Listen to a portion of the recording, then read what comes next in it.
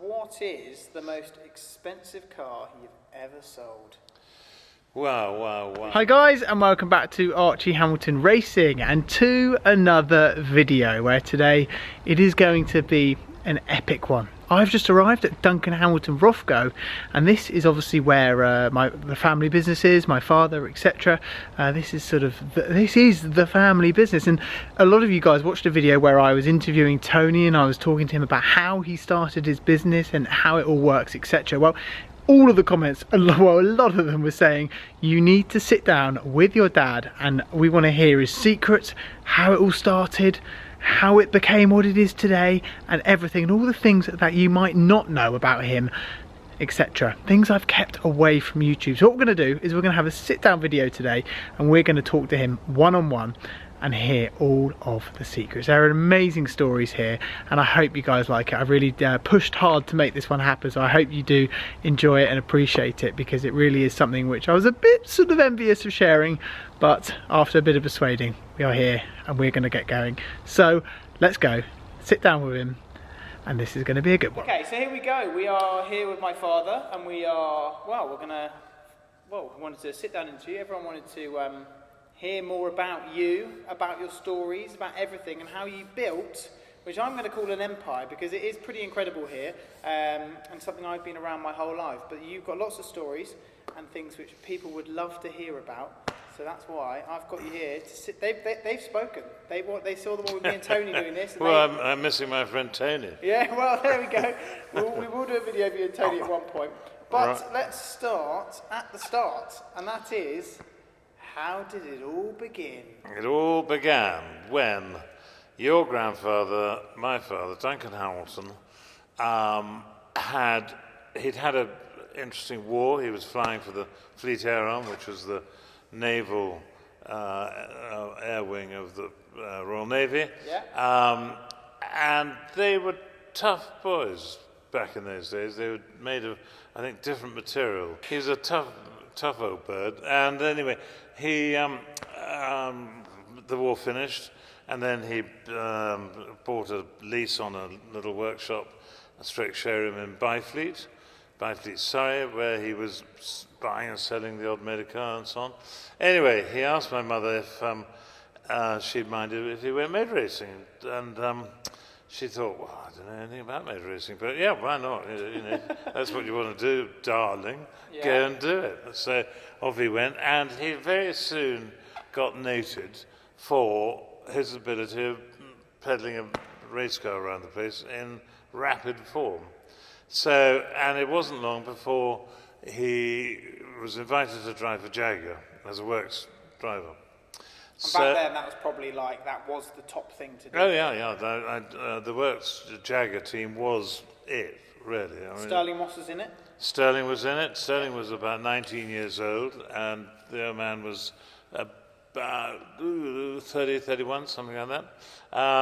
So you've got to bear in mind, there were no seat belts, just had crash hats, safety was nothing, there was no safety precautions as such. It was a very dangerous sport, and a lot of people died, yeah. It would be a normal occurrence for someone to go into a race weekend and not come home. Oh, without any shadow of doubt.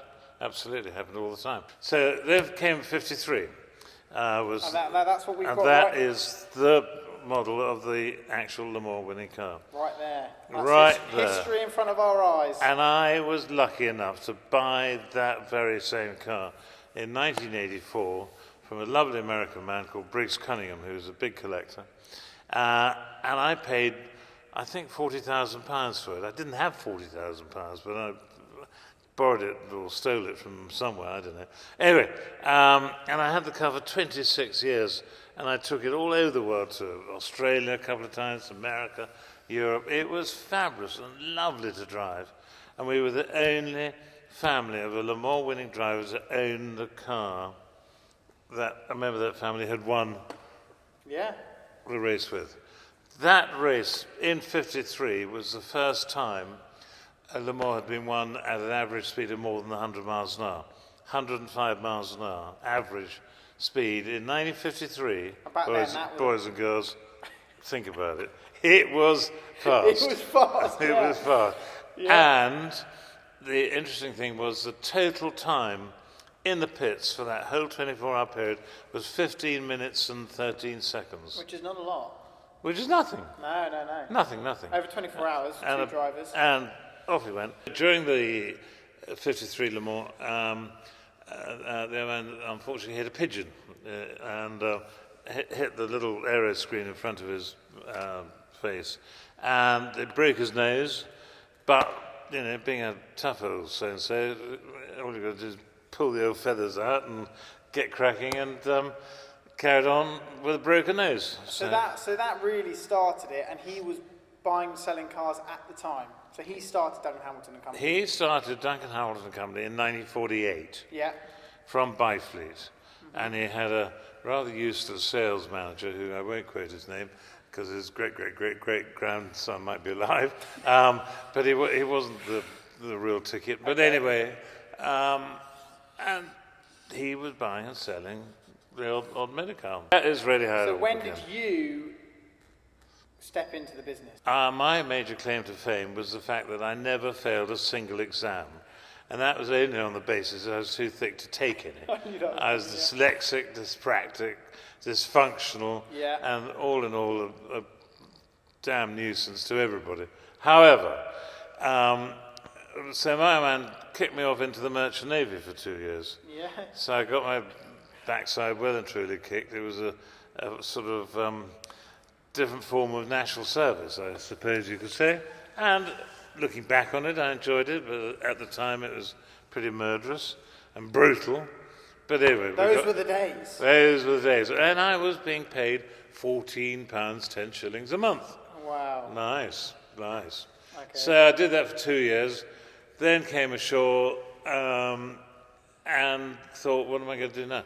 So, and the man said, all right, well, you can come and work for me for £6 a week and a bag shop, cleaning cars, and that's what I did. Started cleaning cars. And to clean a car properly, it takes 2 days. It's not just a hose over it and a leather and job Something done. what I do, yeah. That's what you would do. But anyway, no, to clean a car properly, inside the wheel arches, Yeah. spare wheel, everything, polish the toolkit, the whole damn lot, it needs time.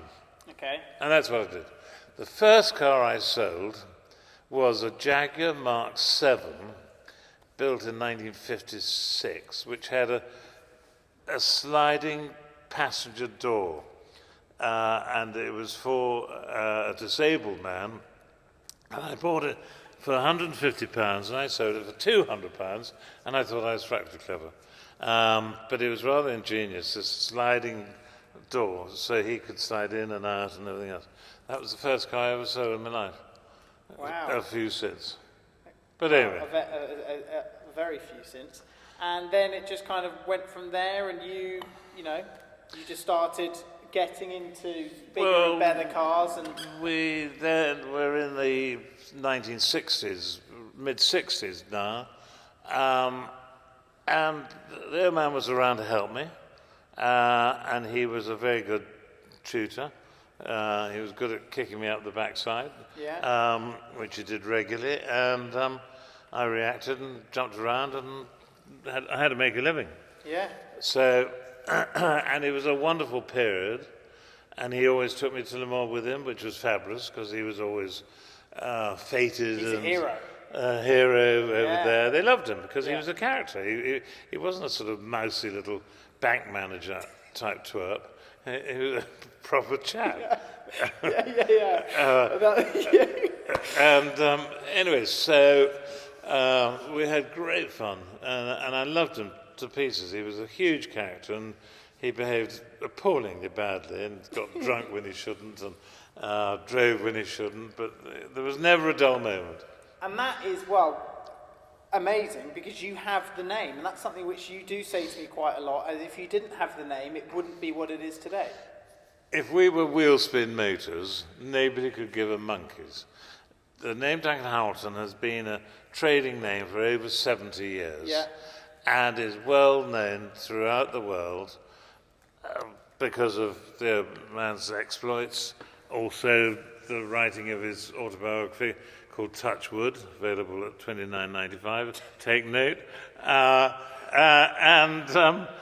Which was a very amusing book. Yeah. And I have always safeguarded his reputation so carefully. And if there's any problems or bother or aggravation, it's nipped in the bud straight away. Boom. That's what you've got to do. So that leads me on to another thing. What is the most expensive car you've ever sold?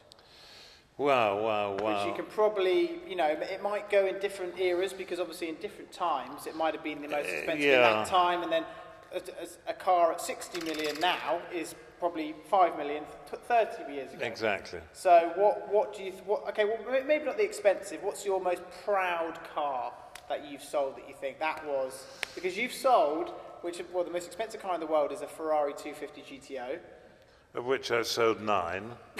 Yeah. Only.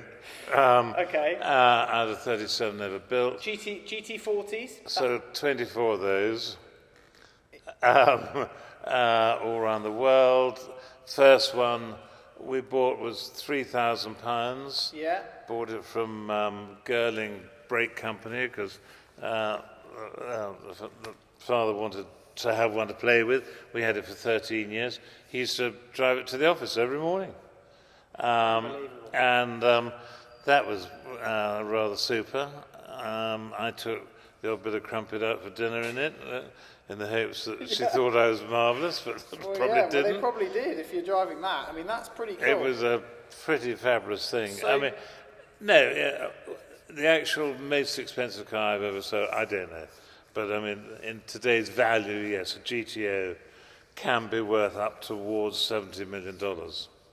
And is that what it is in today's market? One was a very, very good car that had won the Tour de France in period, was sold for 70 million 18 months ago. So that's a lot of money. And a GT40 these days, what's that? GT40 depends very much on the history. I actually found in a packing case in Belgium the 1966 Le Mans winning GT40. And I paid, I think it was about £20,000 for it, back in 1970, I think. And that was the car, of course, which the recent film about Le Mans, about the battle between Ferrari and Ford, came out, and that was the actual car. And I know that car was bought by a friend of mine in America for $20 million. So it's all big money. It is big money. So you big think money. Those are your most proud. What else do you think is, if you could think of something which you've done building the business, what's your one of the proudest moments, do you think? I think the collection of Gulf sponsored cars that I've put together, which we now have total of 42, I think, has been one of my sort of best challenges and moments. I mean, it took me 7 years. This has been a fabulous journey.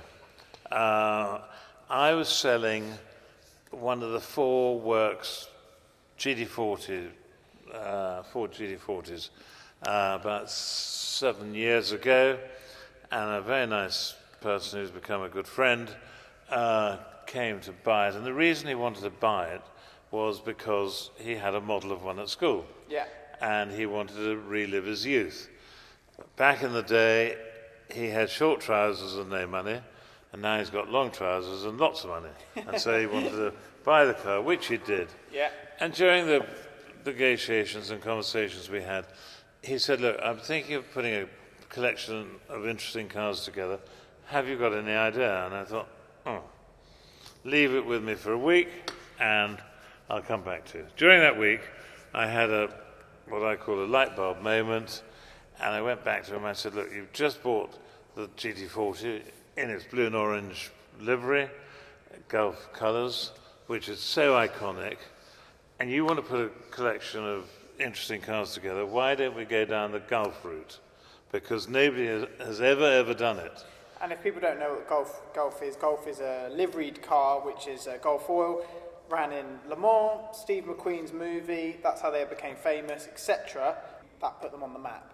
Yeah, I mean, Steve McQueen was in the movie Le Mans, about obviously what, driving a Porsche 917, and that sent it to the moon. Sent the brand, the Golf brand, to the moon. Nobody had really heard of it up until then. So anyway, so he thought, oh, that's a good idea. So 43 cars later, which I have hunted and searched for all over the world and acquired, we have. Yeah. And there's nothing missing. Which is so amazing. It is a one-off collection. There isn't anything else like it in the world. It is amazing. It is amazing. And we won't go into figures because that is completely unnecessary, and it's something which I don't really do in this sort of stuff. No. But has he made money on all of his cars? Yeah.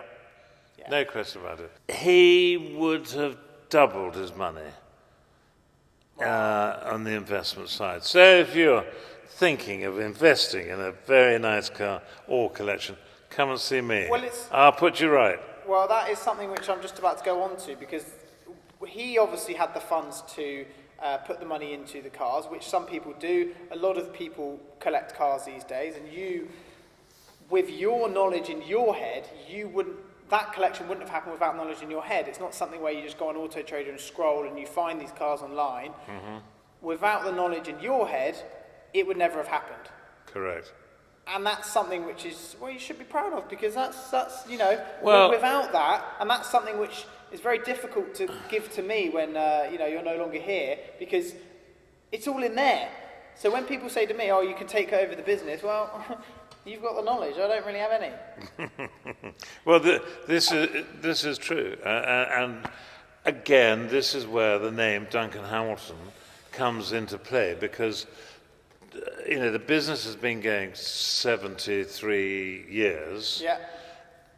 At the very peak of the business, it's not selling the old Mini or anything else. We've always sold lovely, beautiful cars to people all over the world, to very, very well-known people, to not so known but great enthusiasts. Yeah.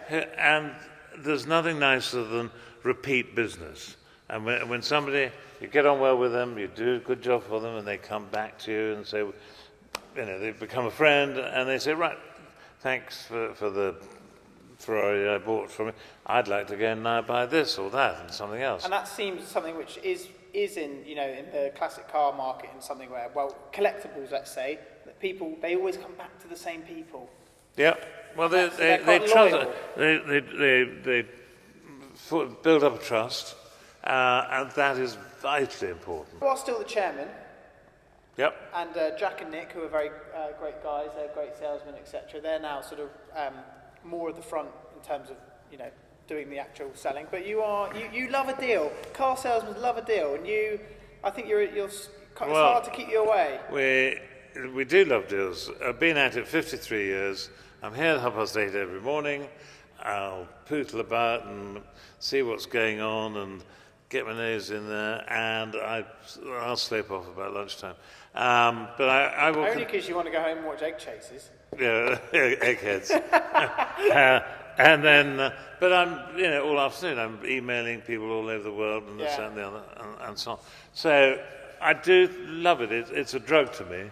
Yeah. And if I can bring dreams together for somebody, that's what I'd like to do. How does it work these days with people collecting cars? Do they, because obviously there's a lot of incentives for people collecting classic cars these days. Explain what the incentives are. The main incentive is, the enjoyment of owning such a thing, something that's got some period history, so, which could have been driven by some known heroes back in the day. Yeah.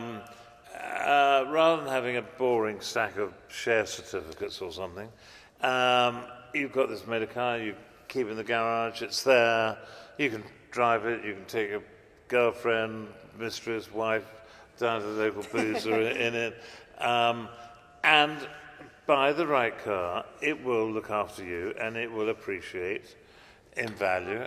And then the most important thing is that there is no capital gains tax on the profit. So if you bought a car for £500,000 and you sold it for £1 million, let's say 2 years later, that profit is all yours. That's amazing. so which is good. And the Inland Revenue, bless their cotton little socks, and they don't change it, say that cars, clocks, wine and boats are all diminishing, wasting assets. Yeah, well, they are effectively. Well, they are. A clock, if it goes tick, tick, tick for 1,000 years, it's going to wear out. I mean, I never thought of that, yeah. So that is how they deem it. So they have been very good investments for a lot of people. Some people buy the wrong thing. If you go and buy a new million-mile-an-hour Lamborghini, whatever, it ain't going to go up in value. And that's that leads me to my next question. What do you think of the modern supercar era? Is it anything you're interested in? Not at all. You don't look at even the Ford GT behind you and go, that's a bit of me. No. You don't look at my I RS6. don't like the current modern cars. I'm afraid to say Lambos. Lamborghinis, Ferraris, they all look the bloody same. They all do 1,000,000 miles an hour, and looking ahead, we've got problems because in this country, in 9 years' time, you won't be allowed to buy a petrol or a diesel motor car. Yeah. It's going to be a freaking milk cart, like an electric thing, which they are the dullest, most uncharacterless things in the world. And does that mean that classic cars are going to go up even more? It's a very good question. Because that might be a good investment. If you think you buy a classic car now, 5-6 years, well, when the rules come in, boom. It's a good question, Arch, and I think you are probably right. I think they might, historic competition cars will increase in value. Are the Works Ford Rally team going to be allowed to run petrol-driven rally cars and Monte Carlo Rally? And answer no. They've got to drive these horrible, whining, freaking electric things. It's all going to change.